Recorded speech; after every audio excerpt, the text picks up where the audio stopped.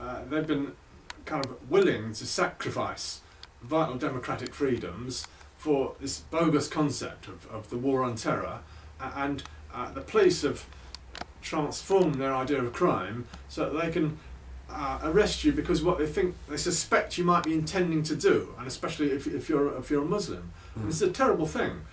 Crime ought to pertain to something that has been done, not to what police think you might be intending to do. Well, this is a good point to bring up the Mendes, this guy. George Orwell's 1984, that you have to have an enemy to control the people, and that enemy can change. And I think the British people need to reflect on, would they actually like to live without an enemy? Because we don't need an enemy. We could all be happy if we wanted to share the wealth of this country without giving it all to the military, without accepting bogus stories from the military about who the enemy is supposed to be, and use our wealth sensibly.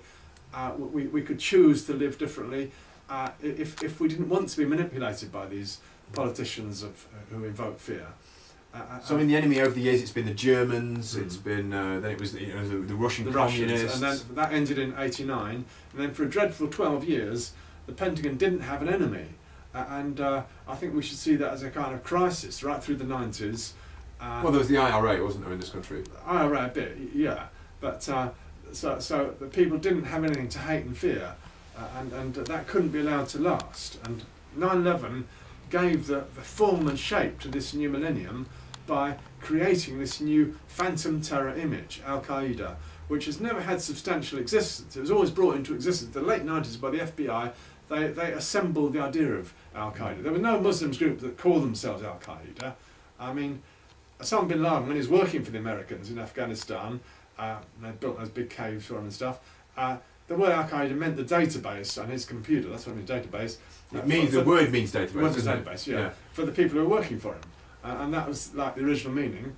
And Robin Cook pointed that out in his article in The Guardian. And Robin Cook met a mysterious end, shall we say? Yeah, he was the one British politician who could have challenged Blair and could have been some alternative focus, and so he mysteriously disappears. But that was an important article he wrote about. I remember the article. Yeah, very interesting. So talk a bit more about these kind of phantom attacks. Then we talked about one on the 21st.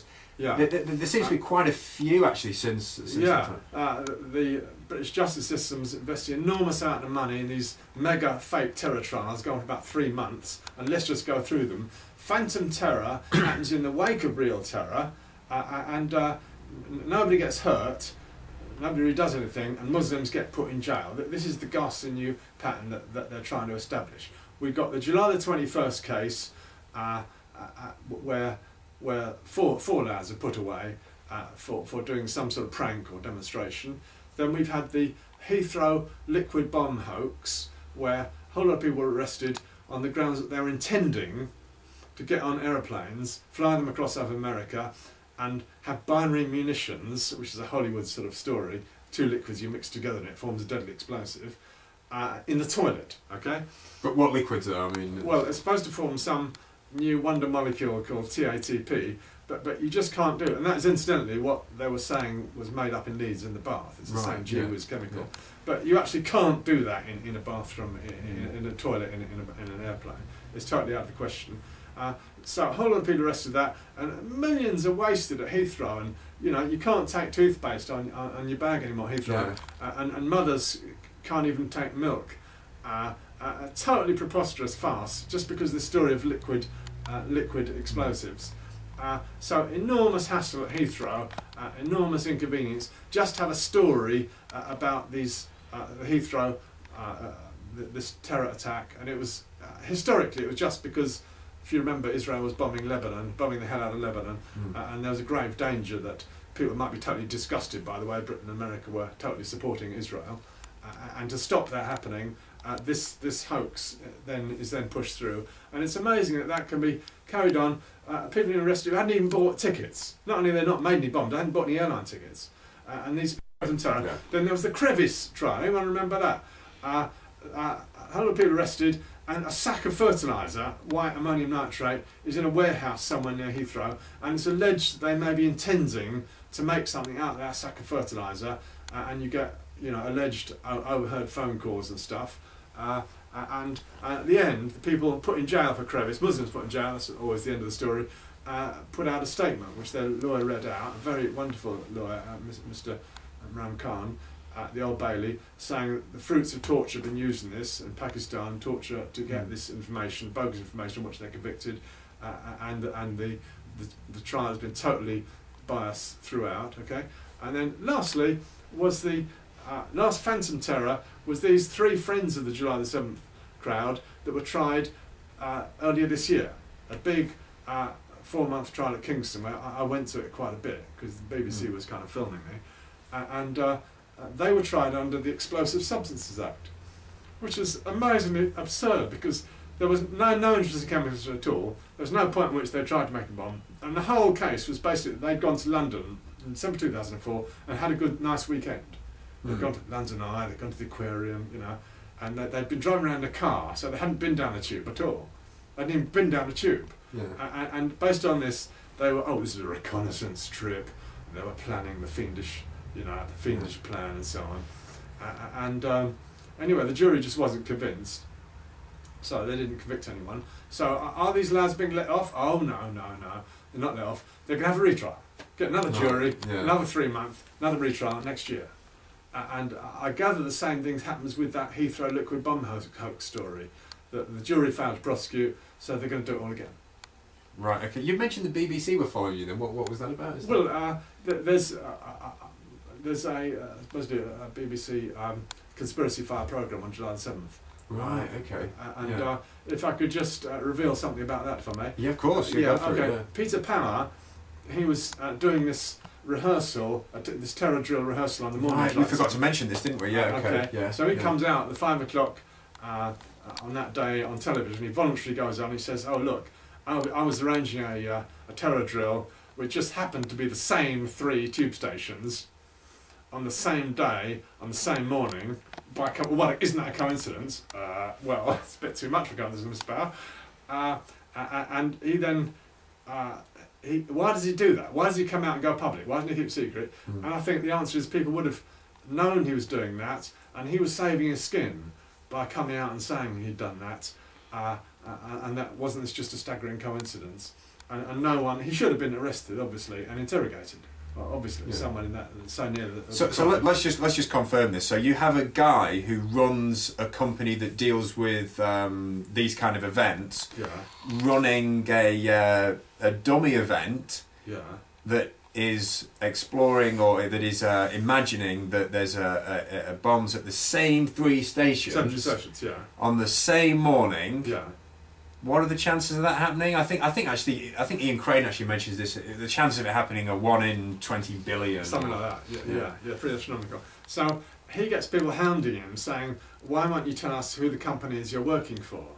And there's a lot of conjecture who it was, of course. Okay, well, I don't know how much you want to believe him, but he did finally come out on this TV programme that hasn't been shown and say it was Reed Elsevier, and it was a company that managed the arms trade fairs each year. So people are wondering, well, do we want to believe this? Well, why would a company running the arms trade fair trade be arranging terror drills on the tube? So there's a slight credibility problem, but anyway, I think we're getting somewhere with Peter Power wanting to communicate to us. Well, yeah. Well, I mean, this gives, I think, a complete resume of what you might want to call the ever-changing story. It's a story that does not have inner consistency. It's different storytellers come along, and I think British journalists are very amnesiac when it comes to reporting what they're told to report. They will just report without realising how inconsistent it is with the previous story. So we're dealing with a story that's continually morphing and continues supposed to presuppose Islamic guilt. And I think at the core of it is the chemical impossibility. I quite like this chemical argument of what these young lads are supposed to have brewed up, and the total impossibility of them blowing up trains. Well, it's quite a thick book, isn't it? It's quite a thick book, and it's got a lot of, it goes into a lot of detail. Well, I've done my best to interview and talk to people. You've actually interviewed the families and to some extent, and people in Metrolink and officials in the train stations. How do you see things? To go there and interact with the people, and I think you can tell when you meet somebody when they're telling you the truth. And insofar as anyone knows what the truth is, and I think it's terribly important if we can have any sort of inquiry or get the facts before they disappear down the memory hole. You know, because I mean, this is the thing with 9/11. The years go by, don't they? Nothing gets done. You know. So I've tried. What I say is, I invite the reader to be Sherlock Holmes and try and discern who's done it. And I'm trying to give everything which I think is relevant. I think it's an unsolved murder mystery. It's an act of mass murder. Somebody very, very villainous and wicked must have wanted to do that.